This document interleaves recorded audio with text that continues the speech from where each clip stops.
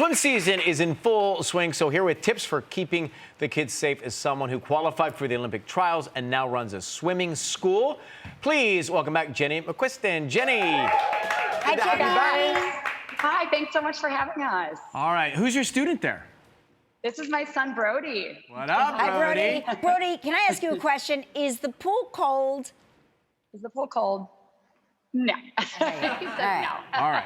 So this is so very important for everyone watching right now, especially with kids. Where should we start with the techniques? So yes, due to restrictions brought on by COVID-19, many kids have had a bit of a gap from the pandemic and haven't been in the water, haven't been in swim lessons. And so we want to make sure that we're enrolling in swim lessons, getting back in the pool. That's really, really important. And so Brody and I are going to show you some things that you can practice at home. And the more you practice, the better. We're going to talk about some safety skills right here. And so he's going to be my example. So we are going to show the first things first is crab walk. So we want to start with holding onto the wall. That's really important. It seems simple, but little ones have a hard time with this. So practice this. It takes some muscle. It takes some skill.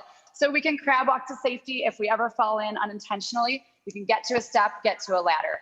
So the next thing is learning how to climb out of the pool properly. So we call this elbow, elbow, tummy, knee. So he's going to climb out. It gives him the strength to get out safely.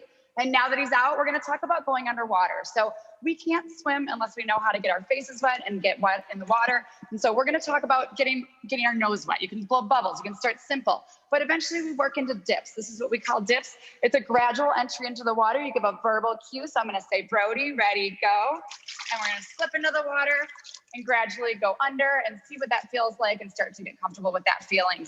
So we also, most importantly, want to learn how to roll over and get a breath on our own. You can't learn to swim without getting a breath. And so we're going to start on our bellies like this.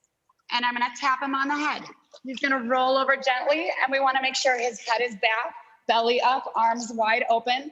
And he's learning how to float on his back, get some air, and then he can rest. And he knows how to be safe in the water. It's also really important to learn about treading water. So that's an open arm motion, a frog kick. Those are really important things. You can keep your head above water, yell for help, take a rest. Do kids still play sharks and minnows? Yes, of course. That's one of our favorites. Mine too. These are such important tips. We're going to have some more safety tips with Jenny and Brody. Brody, good job, buddy. We'll be right Stick back. around. We're back with Jenny and her son Brody, and they're showing us some things we need to have handy when having fun around the water. What should we keep nearby, Jenny?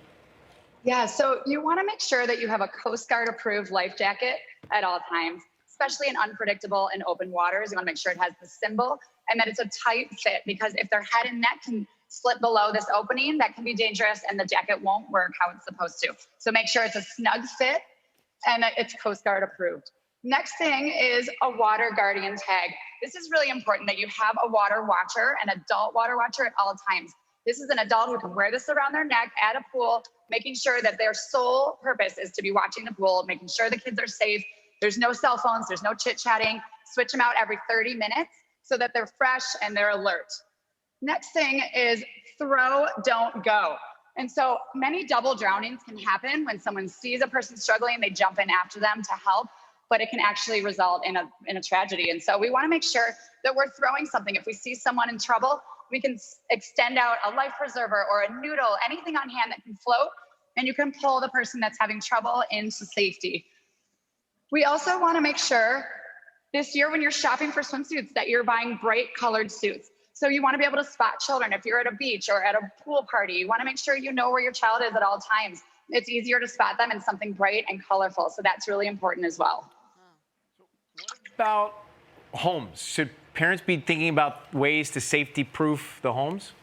Yes, absolutely. So making sure that there's a four-sided fence and pool alarms and door alarms at all times. We want all of those barriers because children can slip out at any time, and drowning, unfortunately, is a silent death. And so the more you can protect your home, the more you can protect your pool, the better. And we also want to make sure that nobody ever swims alone. Always have a buddy with you. You never want to swim alone. That goes for adults and children as well. So make sure you always have a buddy, somebody that can call for help.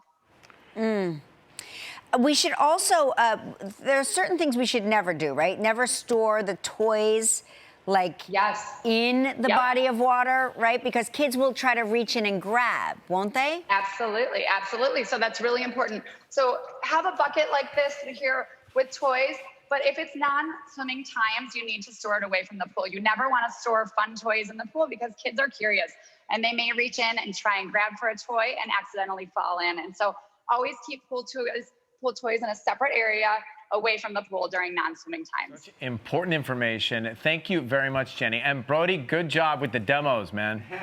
Thank you Thanks so much. Thank you very much. This morning. More info on Jenny's water safety tips are at kellyandryan.com. Next, we'll talk with a hometown hero here on Live.